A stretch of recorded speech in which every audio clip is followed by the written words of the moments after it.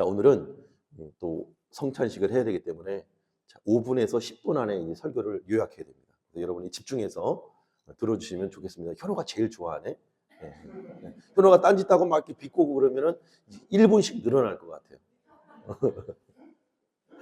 자, 우리가 일평생 간직해야 될 기도 제목이 바로 우리가 우리 죄를 사해 준 것 같이 우리의 죄를 용서해 주옵소서라고 하는 기도가 아닐까 생각되어집니다. 우리에게 있어야 할 세 가지가 있다고 성경은 말씀하는데, 믿음, 소망, 사랑. 그죠? 이것이 항상 있어야 할 것인데, 그 중에 제일은 뭐다? 사랑이다. 이거는 안 믿는 세상 사람들도 다 알 정도로. 그죠? 믿음, 소망, 사랑. 이것은 항상 있을 것인데, 그 중에 제일은 사랑이다. 성경이 고린도전서 13장, 사랑장을 통해서 우리에게 말씀하고 있습니다. 그런데 도대체 사랑이 뭘까요? 여러 가지 정의가 있겠지만 오늘 이 본문 말씀을 통해서 우리에게 주시는 사랑, 그리고 우리가 성경 전체를 통해서 우리에게 가르쳐 주시는 하나님의 사랑이라고 하는 것은 용서의 사랑, 십자가의 사랑이 하나님의 사랑의 핵심인 줄 믿습니다. 아멘입니까? 우리 한번 따라서 해볼까요? 용서의 사랑, 용서의 사랑, 십자가의 사랑, 십자가의 사랑. 이것이 뭐의 핵심이다? 무엇의 핵심이다? 누구의 사랑의 핵심이다? 하나님의 사랑의 핵심이다. 실제로 예수님께서 가르쳐준 기도 중에 우리 자신을 위해서 먼저 하나님의 나라와 영광, 이름, 나라, 뜻, 하나님의 나라, 하나님의 이름, 하나님의 뜻을 위해서 우리가 먼저 기도해야 되고, 그 다음으로 우리에게 주신 기도의 제목이 첫 번째가 양식을 구하라고 했죠. 그리고 바로 이어서 우리 죄를 사하여 주옵소서, 용서를 구하라고 말씀하십니다. 이 양식과 용서는 같은 거예요. 우리가 살아가는데 아주 필수적인 것입니다. 양식을 못 먹으면 우리 육체가 죽는 것처럼 우리의 영혼에 용서가 선언되지 않고 용서가 믿어지지 않고 죄의 문제가 해결되지 않으면 우리의 영혼은 죽는 것이에요. 그래서 양식과 용서는 같은 것입니다. 구약의 제사가 그랬죠. 구약의 제사가 어땠습니까?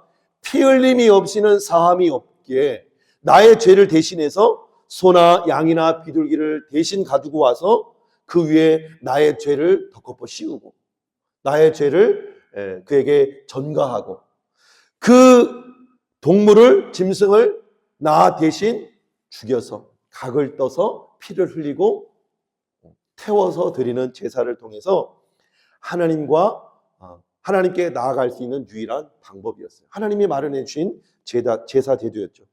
왜 그래야만 했나요? 하나님은 거룩하신 분이기 때문에 죄를 간과할 수가 없어요. 죄를 그냥 넘어가실 수 없는 분이에요. 죄가 있다면 반드시 심판하시는 하나님이셔요. 그렇게 의롭고 공의로운 분이셔요. 그래서 죄가 있으면 하나님이 함께 머물지 못하는 거예요. 오늘날 우리가 날마다 십자가의 보혈의 피로 예수님의 이름으로 용서를 구해야 되는 이유가 여기 있는 거예요. 하나님은 죄와 함께 머물 수 없기 때문에 성령을 보내주시겠다고 했지만 내 안에 죄가 있으면 하나님이 여기 머물 수 없고 우리를 심판할 수밖에 없는 거예요. 그래서 우리 죄를 날마다 고백하고 회개하는 이 기도가 너무나 필요하다는 거죠. 그래서 우리를 심판할 수밖에 없지만 우리를 구원하기 위해서 마련해 주신 제도가 이 제사 제도였는데, 2000년 전 죄 없으신 예수님을, 하나님이신 예수님이 이 땅에 보내주심으로 이제는 반복해서 피의 제사를 드릴 필요가 없고, 인간으로 오셨지만 죄는 없으신 하나님의 아들 예수님께서 십자가에서 우리의 죄를 대신해서 죽어주심으로 영원히 단번에 완전한 제사를 드려주심으로 이제는 예수 그리스도의 이름을 믿고 예수 그리스도의 십자가의 죽으심과 부활을 믿음으로 회개하고 기도하면, 예수의 이름으로 회개하고 기도하면 더 이상 피 흘리는 제사 없이 예수 그리스도의 보혈의 피로 용서함 받고 구원함을 받을 수 있다고 주님께서 약속하셨습니다. 얼마나 감사한 일인지 몰라요. 오늘 이 예배를 드릴 때 송아지, 비둘기, 양 데리고 와서 여기서 제사를 드린다고 생각하면 얼마나 번거롭고 힘든 일이겠습니까? 그죠? 그럼에도 불구하고 예수님께서 2000년 전 BC와 AD를 가르는 Before Christ, 안노 도미니, 예수 그리스도가 역사를 가르는 한복판으로 오셔서 역사의 인물로 오셔서 우리 죄를 대신해 십자가에 죽었다고 하는 사실, 그것을 믿기만 하면 우리의 죄를 용서해 주겠다고 하는 사실, 얼마나 큰 은혜요, 얼마나 큰 사랑입니까? 주중 특별 새벽 기도 기간의 말씀도 나눴지만 예수를 일반인들은 교과서에 역사책에 뭐라고 기록되어 있냐면 예수님을 4대 성인 중 한 사람이라고 이야기를 합니다. 그런데 이 말은 논리적으로 맞지도 않고 이성적으로도 절대로 맞지가 않아요. 예수를 인간 예수로 또 4대 성인으로 본다는 것은 말이 안 되는 말이에요. 앞뒤 논리가 안 맞는 말이에요. 그거는 예수님에 대해서 너무나도 모르는 무지의 소치, 무지의 극치, 이 산물이에요. 왜? 예수님이 역사 가운데 오셔서 예수님이 사복음서에서 우리에게 하신 말씀이 뭘까요? 예수님이 이 땅에 오셔서 증거하신 내용이 뭐예요? 나는 하나님의 아들이다. 나는 생명의 떡이다. 오늘 떡과 잔을 마시지만 내 살과 내 피를 마시는 자는 죽지 않고 영원히 살 것이다. 나는 하나님께서 일하시니 나도 안식일에 일한다. 생명을 살리는 일을 한다. 그렇게 자신이 하나님과 동등됨을, 자신이 하나님이고 하나님이 내 안에 거하는 하나님이라고 외치고 다니셨어요. 그리고 내가 대제사장들과 서기관들과 바리새인들에게 넘겨주어서 십자가에 못 박혀 죽게 될 것인데 죽은 후에는 3일 만에 부활할 것이다. 그렇게 얘기를 했죠. 죽은 다음에 3일 만에 부활한다. 과학으로, 이성으로 이 예수님의 말씀을 듣는다면 4대 성인으로 인정할 수 없는 것이에요. 오늘날 과학을 믿고 이성을 믿는 사람이란 뭐라고 말해야 되느냐? 정신병자다. 미친 사람이다.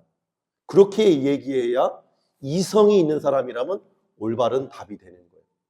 두 번째, 두 가지 양상이에요. 하나는 과학을, 이성을 믿느라고 하나님이 신인 것을 믿지 않는데 그렇다면 4대 성인으로 불러서는 안 되는 거예요. 미친 사람이나 또라이나 정신 나간 사람으로 취급해야 올바른 판단인 거예요. 반대로 예수님이 이 땅에 오셔서 자기가 하나님이심을 증언할 뿐만 아니라 심지어 귀신들을 쫓아내고 귀머거리 듣게 하고 벙어리 말하게 하고 눈먼 자 보게 하고 심지어 죽어 냄새나는 나사로를 명하여 살리시는 구원을 베푸셨던 거예요. 그 수많은 기적, 오병이어의 기적, 보리떡 5개와 물고기 2마리로 5,000명을 먹이고도 남음이 있는 그런 기적들을 채우시고 또 바람과 바다를 명하여 잔잔케 하시던 주님이 바로 하나님이심을 증명해 주셨어요. 스스로가. 그리고 죽은 지 사흘 만에 12명의 제자들 뿐만 아니라 500명이 넘는 성도들이 다 함께 보는 앞에서 하늘로 승천해 오셨어요. 한두 명의 증인이 아니라 12명, 500명이 넘는 사람들이 일시에 예수님을 목격했다는 거예요. 한두 사람이 봤다고 증언하고 다니면 금방 뽀록 나겠죠. 거짓말인 것이. 그러나 12명, 500명이 본 그 역사적인 사실을 어떻게 거짓말이라고 말할 수 있겠습니까? 그러니 오늘날도 전 세계 역사가 온 인류의 역사의 기점을 BC와 AD, Before Christ, 예수님 오시기 전과 안노 도미니, 라틴어로 안노 도미니, 예수님 오신 후로 나누는 것 아니겠습니까?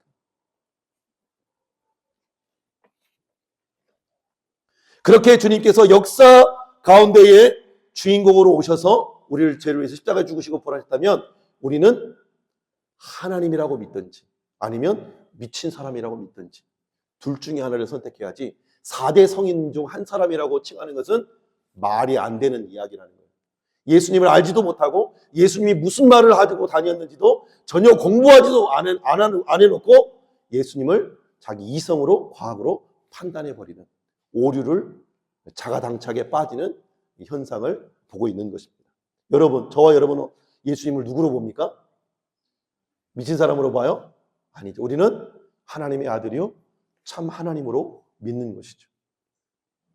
바라기는 이 믿음이 여러분에게 믿지 않는 이성을 추구하는 사람들에게도 여러분을 통해서 증거되어지기를 주님으로 축복합니다. 축복합니다. 예수님의 이 사랑 딱 한 가지입니다.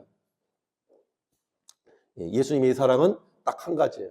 예수님이 우리의 죄를 용서해 준 것과 같이 우리의 죄를 용서해 주옵소서. 마치 조건절처럼 보이지만 이 말씀을 전하실 때는 예수님이 십자가에 죽지 않으셨을 때요. 그러나 지금 우리에게 주신 이 말씀은 이미 예수님이 십자가에 죽으시고 부활하시고 난 다음이라는 거예요. 그러므로 주님께서 우리의 죄를 위해서 십자가에 죽으시고 우리의 죄를 대속해 주셨기 때문에 우리는 그 용서받은 은혜, 용서받은 감사 때문에 우리보다 예수님보다 덜 지은 죄인들을 용서할 수 있는 동기가 되는 거예요. 1만 달란트의 비유 알죠? 1만 달란트 주인에게 빚진 자가 주인이 갚으라고 하니까 갚을 것이 없다고. 내 집을 다 팔고 내 자녀들을 종으로 다 팔아버려도 갚을 수 없는 값이 바로 1만 달란트예요. 인간의 힘, 인간의 능력으로 도무지 갚을 수 없는 그 빚을 주인이 탕감해 줬어요. 탕감해 주고 돌아가는 길에 자기에게 100데나리온 빚진 자를 멱살 잡고 갚으라고 하는 거예요. 그랬더니 그 모습을 그래서 용서해 달라고 내가 좀만 기다리면 갚겠다고 했더니 그걸 봐주지 않고 옥에 가둬버린 거예요.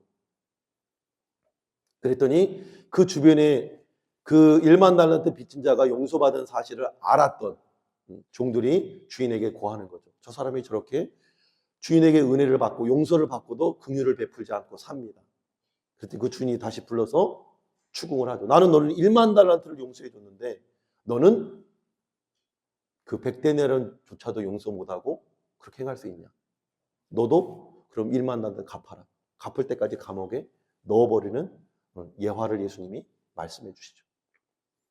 그 예화가 뭐예요? 우리가 먼저 받은 바 예수 그리스도의 은혜가 1만 달란트. 내가 일평생 벌어도, 내가 일평생 자녀를 팔고 집을 팔고 가족을 다 종으로 다 팔아버린다 해도 갚을 수 없는 그 값을 주님이 우리를 대신해서 치러주신 거예요. 마치 바다를 선물해주고 물 한 컵 달라고 하는 거랑 마찬가지예요. 바다를 다 선물해 주시고 물 한 컵 좀 다오. 우리의 죄를 죄와 사망에서 우리를 건져주시고 용서해 주시고 다 용서해 주시고 너희에게 지은 죄를 용서해 주라. 그래서 마태복음 우리가 읽은 산상수훈 후반부에 보면 뭐라고 말씀하고 있느냐? 너희가 하나님께 제사하다가 예배하다가 형제에게 원망 들을 만한 일이 있거든 가서 용서를 구하고 화해하고 오라는 것. 그리고 예물을 드리라는 것. 그리고 제사를 드리라는 것.